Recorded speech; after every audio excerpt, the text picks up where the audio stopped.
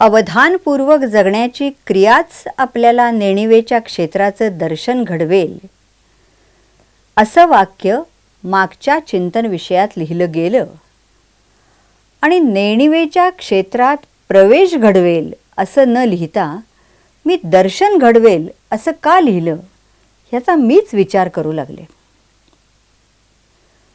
आपल्या पारंपरिक अभ्यासात दर्शन या संकल्पनेला खूप महत्त्व दिलेलं आहे. त्या संकल्पनेचे अनेक पैलू ह्या अभ्यासाच्या निमित्ताने मनात उभे राहिले. दर्शन मात्रे मन कामनापूर्ती असं सांगणाऱ्या रामदास स्वामींपासून दर्शनाची आस लावून बसलेल्या अनेक भक्तांची संतांची आळवणी आठवते. त्यांना घडलेल्या दर्शनाच्या चमत्काराच्या कथा आठवतात. माझा नैवेद्य तू स्वतः येऊन खा असा बालहट्ट करणाऱ्या छोट्या नामदेवांना दर्शन देणाऱ्या विठोबापासून तुला मी जेवढ्या स्पष्टपणे पाहतो आहे तशीच माझी कालीमाता मला दिसते आहे असं सांगणारे श्री रामकृष्ण आणि तिच्या दर्शनाचा हट्ट धरणारे आणि दर्शनानंतर ऐहिकाचं भान विसरलेले विवेकानंद आठवतात. कोवळ्या संस्कारक्षम वयात या गोष्टींनी आमचं आयुष्य निश्चित समृद्ध केलं हे जाणवतं. पुढे थोड्या परिपक्व जाणीवेच्या प्रांगणात प्रवेश घडलाच तर अंतिम सत्यापर्यंत नेणाऱ्या अनेक मार्गांपैकी भक्ती मार्गाच्या वाटेवरचा हा एक विसावा आहे हे हळूहळू समजू लागतं. तो भास नाही, अतिशय हृद्य आणि वेगळ्याच संवेदनेबरोबरचं जगणं आहे हेही समजतं. तरी सुद्धा दर्शन या संकल्पनेचा उलगडा पूर्णपणे होतो असं वाटत नाही. व्यवहारामध्ये आपल्या दर्शनाचा लाभ झाला, आपल्या दर्शनाने धन्य झालो, देवाचं छान दर्शन घडलं, मन प्रसन्न झालं, अशा प्रकारचे उद्गार आपल्या बोलण्यात येत असतात. दर्शन मात्रे सुख म्हणजे काय याचं एक हृद्य उदाहरण आठवलं. पु ल देशपांडे इटलीला गेले असताना व्हेनिसच्या चौकामध्ये अफाट जनसमुदायाबरोबर त्यांना घडलेल्या चार्ली चॅप्लिनच्या दर्शनाबद्दल त्यांनी लिहिलं आहे. व्हेनिसच्या सेंट मार्क स्क्वेअरमध्ये चार्ली चॅप्लिनचा सिटी लाईट्स हा सिनेमा दाखवला जाणार होता. तो पाहण्यासाठी ते गेले होते. हजारो प्रेक्षकांनी तो चौक भरून गेला होता. एका भव्य पडद्यावर चित्रपट दाखवला जाणार होता. चित्रपटाचं शीर्षक पडद्यावर झळकल्यानंतर क्षणभर अंधार झाला आणि प्रकाशाचा झोत एका दगडी इमारतीच्या सज्जात गेला आणि त्या सज्जात साक्षात चार्ली चॅप्लिन उभा होता. त्या अनपेक्षित दर्शन मात्रे पु ल भारावून गेले. पु ल लिहितात, एक दर्शन ध्यानी मनी नसताना घडलं. दर्शन या कल्पनेचीच एक असाधारण प्रचिती आली. ती त्यातल्या अकल्पितामुळे तर मनाला अधिकच बिलगून राहिली. दूरच्या त्या खिडकीतला चार्ली चॅप्लिन आणि त्या अलोट गर्दीत एखाद्या थेंबासारखा मी चॅप्लिनच्या दर्शनाने अखंड उजळून गेलो. दर्शन मात्रे मन कामनापूर्ती म्हणजे तरी दुसरं काय असतं. दर्शन या कल्पनेचं एका प्रतिभावंतानं केलेलं हे वर्णन आहे. दुसऱ्या एका ठिकाणी नास्तिक असूनही पंढरपूरच्या विठोबासमोर नतमस्तक झालेल्या नानासाहेब गोरे यांचे विचार लिहिताना त्यांनी म्हटलं आहे की ज्याच्या पावलांवर एवढ्या संत सज्जनांचे नमस्कार घडले, लाखो वारकरी जिथे माथा टेकतात, त्या दर्शनानं केवळ माझ्या अहंकारामुळे मी नमणार नाही हे योग्य नव्हे. दर्शन संकल्पनेतील सर्वात भव्य वर्णन म्हणजे विश्वरूप दर्शन, जे अर्जुनाला घडलं, श्रीकृष्णाने घडवलं. हे दर्शन काय होतं? अर्जुनाला अध्यात्मज्ञानाचा साक्षात्कार होऊ लागला होता. हा देह म्हणजे मी नव्हे, कौरवांना मारणारा मी नाही, माझा अहंकार या साऱ्या गोष्टी घडवतो आहे, त्याला भेटणं हे महत्त्वाचं आहे. समग्र विश्वात भगवंतच सामावलेला आहे. या सगळ्या आकलनानंतर अर्जुनाला इच्छा झाली की हे विश्वरूप माझ्या बाह्य दृष्टीलाही दिसावं. अर्जुनावरच्या प्रेमामुळे भगवंतानी त्याची तीही मनोकामना पूर्ण केली. अर्जुनाने विश्वरूप पाहण्याची इच्छा व्यक्त करणं आणि त्याला विश्वरूपाचं दर्शन घडणं ह्या घटनाक्रमामध्ये आणखी एका फार तरल आकलनाचं वर्णन आहे. भगवंतांनी अर्जुनाला विश्वरूप दाखवायला सुरुवात केली, पण अर्जुनाच्या चेहऱ्यावरचा भाव कोराच होता. हा येरू निवांतची बैसला होता. त्याला काही दिसत आहे असं वाटतच नव्हतं.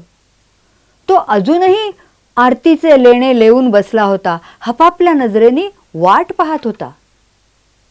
तेव्हा भगवंतांच्या लक्षात आलं की अर्जुनावरच्या प्रेमामुळे त्याची इच्छा पूर्ण करण्याच्या गडबडीत केवळ ज्ञानदृष्टीला जे दिसणार आहे ते मी त्याच्या चर्मचक्षूंसमोर उभं केलं.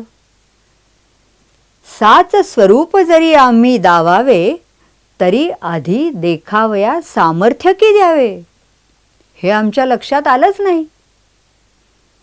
मग कृष्णाने दिव्यम ददामि ते चक्षुः असं म्हणून ते सामर्थ्य अर्जुनाला बहाल केलं. अर्जुनाला विश्वरूप दर्शन घडलं. हे बघण्याचं सामर्थ्य काय आहे? पारंपरिक अभ्यासामध्ये दर्शनाचा विचार द्रष्टा आणि दृश्य या दोन संदर्भात केला जातो. द्रष्ट्या वाचून दृश्य नाही आणि दृश्या वाचून द्रष्टा नाही, आणि दर्शना वाचून या दोघांच्या म्हणजे द्रष्टा आणि दृश्य ह्यांच्यातील नात्याचं आकलन होऊ शकत नाही. विश्वरूपाचं दृश्य समोर उभं ठाकलं होतं. अर्जुन द्रष्टा होता, पण त्या दिव्य चक्षूंशिवाय तो त्याचं विश्वरूपाचं दर्शन घेऊ शकत नव्हता. हे दिव्य चक्षु कुठले? द्रष्टुत्वाचं आणि दृश्याच्या दर्शनाचं काय नातं आहे? ही दृक्शक्ती आणि दृश्याचं दर्शन म्हणजे पाहणं आणि समोर असेल ते दिसणं, या दोनच गोष्टी या दर्शन क्रियेमध्ये अंतर्भूत नसतात. पाहणारी व्यक्ती द्रष्टा, त्याला समोर जे जे दिसतं ते दृश्य, आणि या पाहण्या दिसण्यामुळे जे जाणवतं, मनात आविष्कृत होतं ते दर्शन. या सगळ्या गोष्टीही त्या त्या अनुषंगाने त्या दर्शनात सामावलेल्या असतात. हे सगळं माझ्या आजूबाजूचं जग, अवकाश, भवताल, माणसं माझ्यासाठी विश्वरूपच आहे. त्याचं दर्शन मी कसं घेत असते? त्यासाठी आवश्यक असणारे चक्षु माझ्याकडे आहेत का? माझ्या दृक्शक्तीच्या सहाय्याने मी पाहते आहे. जे पाहते आहे ते दृश्य माझ्या मेंदूमध्ये स्मृतीपटलावर उमटतं आहे.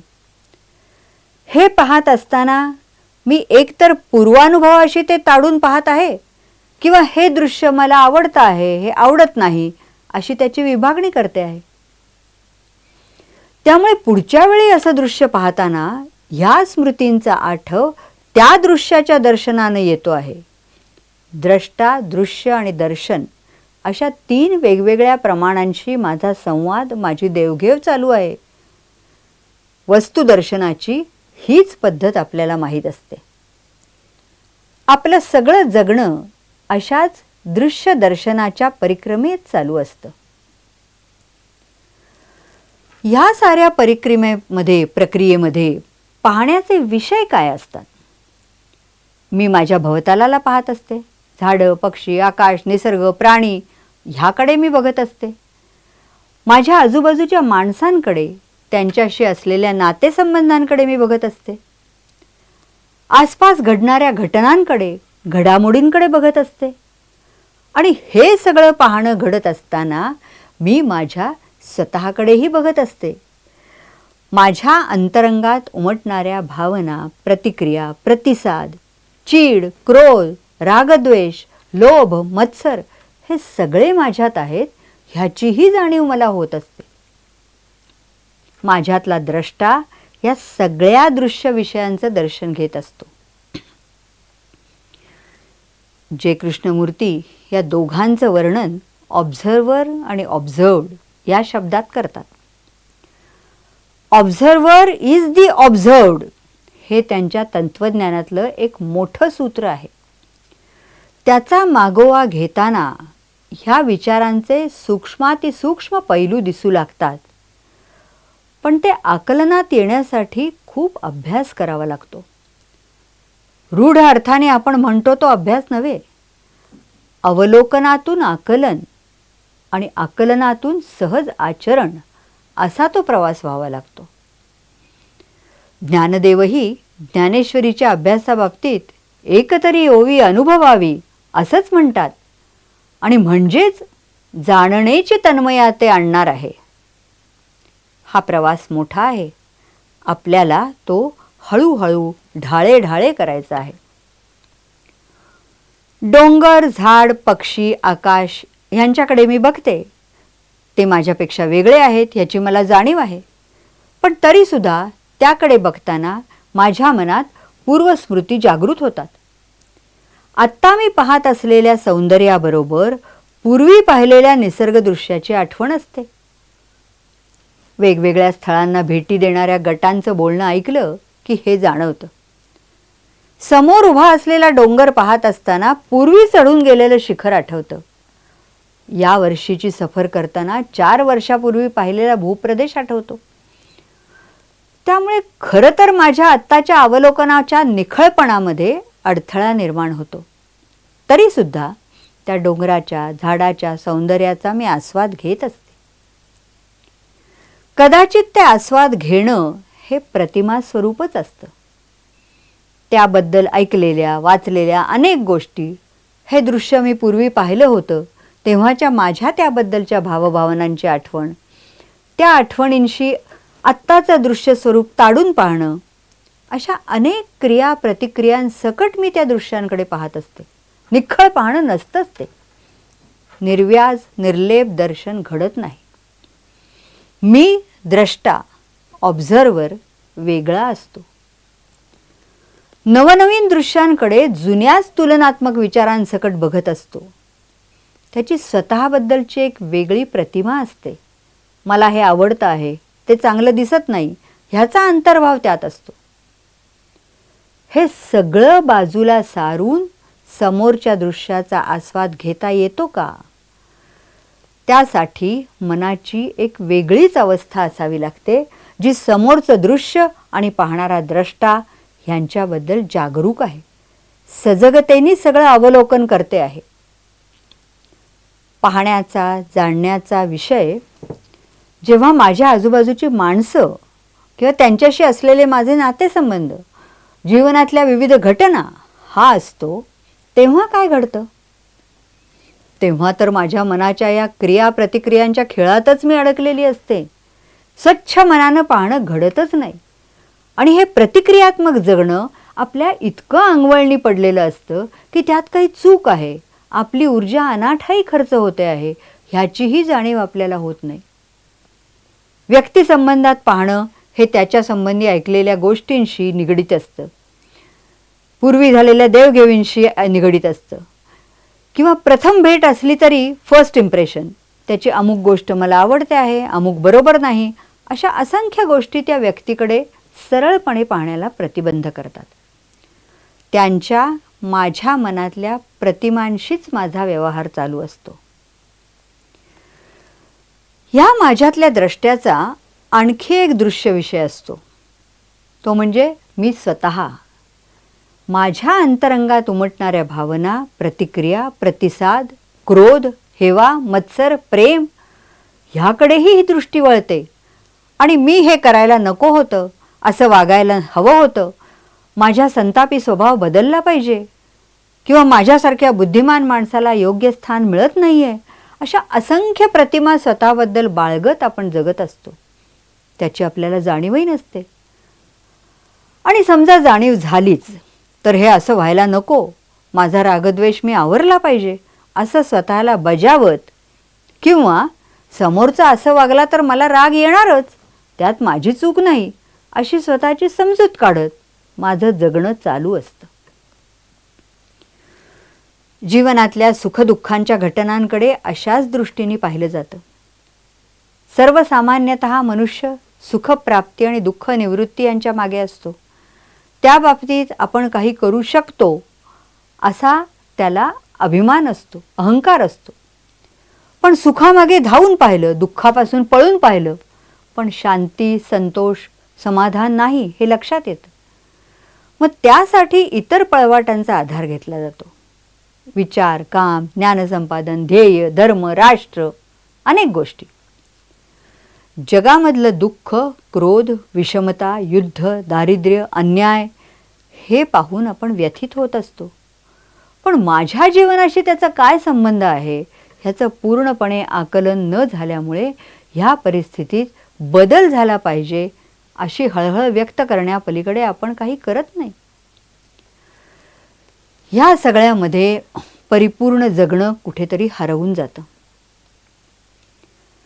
माझ्यातल्या द्रष्ट्याचे हे सगळे दृश्य विषय आहेत.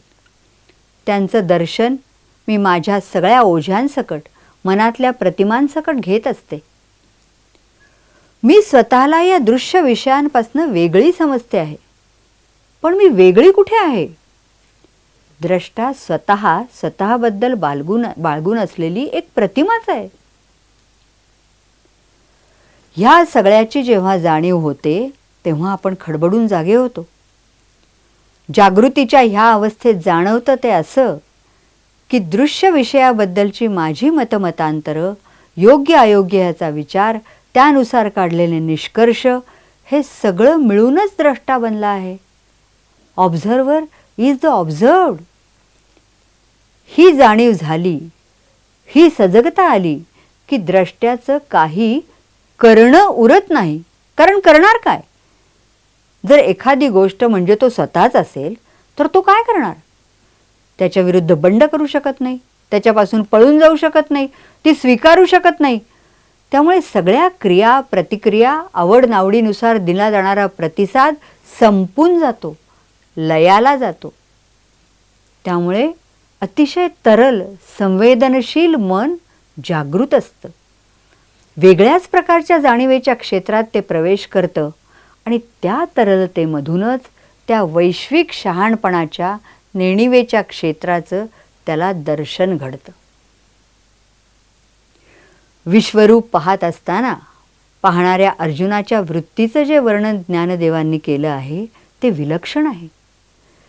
तेव्हा मनासी मनपण न स्फुरे, बुद्धी आपण पेन सावरे, इंद्रियांचे रश्मी माघारे, हृदयवरी भरले. तेथ ताटस्थ्या ताटस्थ पडिले, टकासी टक लागले, जैसे मोहनास्त्र घातले, विचार जाता. तेव्हा मनाला मन पण स्फुरेनासे झाले. मनाचा संकल्प विकल्प करणं बंद झालं. बुद्धी आपण आपल्याला सावरेनाशी झाली.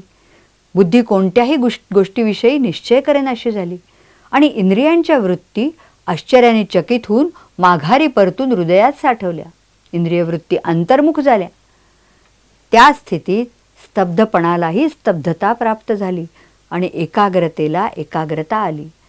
जणू काय ज्ञानमात्राला मोहनास्त्रच घातलं. हे वर्णन वाचल्यावर मला वाटलं, कशा प्रकारे या विश्वरूपाला सामोरं जायचं ह्याचा हा वस्तुपाठ आहे. मन, बुद्धी, अहंकार, इंद्रियांच्या वृत्ती हे सगळं बाजूला ठेवून याच्याकडे पाहिलं पाहिजे. ज्ञानमात्रालाही मोहनास्त्र घालून झोपवलं पाहिजे. आपल्या रोजच्या जीवनातल्या व्यवहारासाठी आवश्यक असलेलं ज्ञान, विचार असतातच, ते जरुरी असतात. पण जगाकडे, घटनांकडे, प्रसंगाकडे बघताना ह्या वृत्ती, हे विचार, हे ज्ञान अडथळाच ठरतं. दृश्य विषयांची ओळख शब्दज्ञानामुळे होते. वस्तूचं ज्ञान होण्यासाठी आपल्याला शब्दांची गरज असते. माझ्या भवतालाकडे पाहताना वस्तूंना दिलेली नावं, त्यांचे आकार, त्यापासून अंतरंगात उठणारे तरंग, या सगळ्या सकट हे पाहणं घडत असतं. त्या शब्दांमुळे त्या वस्तूची जी प्रतिमा माझ्या मनात निर्माण झाली आहे तिच्याकडेच मी पाहत असते. डोंगर, पक्षी, झाड इत्यादींच्या बाबतीत शब्द आणि वस्तू वेगळे वेगळे आहेत असं दाखवता येतं. पण माणसाच्या विचारानं निर्माण केलेलं विश्व, त्याच्या मनात उठणारे भावनांचे, प्रतिक्रियांचे तरंग, ह्या बाबतीत शब्दज्ञान तोकडंच पडतं. धर्म, देव, आत्मा, ब्रह्म ह्यासारखे शब्द त्या वस्तूची क्वचितच ओळख करून देतात. फार असामान्य अस्तित्वाला ह्या शब्दांनी प्रतीत होणाऱ्या वस्तूचं, पदार्थाचं आकलन घडून दर्शन घडत असतं. बाकी सगळे शब्दज्ञानाच्या वरवरच्या प्रचितीनंच दर्शनाच्या लाभाची कल्पना करतात. शब्दज्ञान म्हणजे दर्शन नव्हे, हे जरी हळूहळू आपल्या लक्षात येऊ लागलं असलं तरी शब्द हेच एक आयुध आपल्या हातात आहे की ज्याच्या योगाने दृश्य विषयाच्या दर्शनाचं द्रष्ट्याला भान येऊ शकतं. पण मग हे शब्दज्ञान कुठल्या पातळीचं असायला हवं? विमलाजी ठकार म्हणतात, शब्दात जी सत्यता आहे, अर्थता आहे, तिचा स्पर्श होणं म्हणजे दर्शन. दर्शनाचा हा आयाम समजून घेण्यासाठी थोडा विचार करावा लागतो. आपल्या पंचेंद्रियांनी आपण वेगळे वेगळे विषय अनुभवत असतो. डोळ्यांनी पाहतो, कानांनी ऐकतो, त्वचेला स्पर्श जाणवतो. प्राकृत भाषांमध्ये या सगळ्या क्रिया अशा वेगवेगळ्या शब्दात वर्णन केल्या जातात. पण विमलाजी सांगतात, वेद आणि उपनिषद वेगळी भाषा वापरतात. कानांनी पाहिलं, डोळ्यांनी पाहिलं आणि त्वचेनंही पाहिलं. त्यांच्या दृष्टीने ऐकणं म्हणजे कोणत्या ना कोणत्या तरी प्रकारानं शब्दाला स्पर्श करणंच आहे. मध्ये काहीच अंतराय न घेता प्रत्यक्ष स्पर्श होणं, त्याला तिथे दर्शन असंच म्हटलं आहे. पश्यती, पाहणं, हा जो धातू आहे त्याचा उपयोग ह्या अभ्यासात दशेंद्रियांच्या बाबतीत केला जातो. त्वचेला समजणं की अमुक एक वस्तू उष्ण किंवा शीतल आहे, याचा अर्थ त्वचेला दिसणं की हे उष्ण किंवा शीतल आहे. त्यामुळे दर्शन हा शब्द केवळ इंद्रियजन्य साधन म्हणजे ऑप्टिकल इन्स्ट्रुमेंट म्हणून आपल्याकडे उपयोजीला जात नाही. सर्वच इंद्रियांच्या बाबतीत तो वापरला जातो. आपल्याकडे जितकी इंद्रिय आहेत त्या सर्वांमार्फत विश्वाचं भान होणं म्हणजे समग्रतेचं दर्शन. शब्दातल्या सत्यतेचा, अर्थतेचा स्पर्श असा व्हायला हवा. ह्याचं समग्र आकलन झालं तरच शब्दज्ञान आणि दर्शन यांचा अनुबंध जुळेल. हा अनुबंध कसा जुळायला हवा? प्राचीन चायनामध्ये एखाद्या कलाकारांनी, चित्रकारांनी एखाद्या वस्तूचं, उदाहरणार्थ झाडाचं चित्र काढायचं ठरवलं तर तो त्या झाडासमोर तासनतास, दिवस दिवस, महिनोन महिने बसून राहायचा. कितीही दिवस लागत, तोच झाड होऊन जाईपर्यंत तो चित्र काढायला सुरुवात करत नसे. त्याच्यात आणि झाडात काही अंतराय उरला नाही अशी अवस्था होऊन जाई. No space between observer and observed. झाडाचं सौंदर्य, डोलणं, त्याची सावली, पानांची नजाकत, हिरवाईची पखरण हे सारं पाहणारा, अनुभवणारा द्रष्टा उरत नसे. तो झाडच होऊन जाई. पाहता पाहणे नुरोनिया गेले, अशी ही अवस्था. पुशिरेग यांच्या पुस्तकात एक फार सुंदर गोष्ट आहे. एक लहान मुलगी, तिचं नाव लच्छी. तिच्या मागच्या अंगणात एक मोर यायचा आणि नाच करायचा. लच्छीला नाचायला फार आवडायचं. ती मोराचा नाच पाहायची. एकदा तिनं त्या मोराला विचारलं, मला नाचायला शिकवशील? मोराने हो म्हटलं. रोज ठराविक वेळी मोर यायचा, आपला नाच करायचा. लच्छीही त्याच्याबरोबर नाचू लागली. लच्छी नाचताना भान विसरून जायची.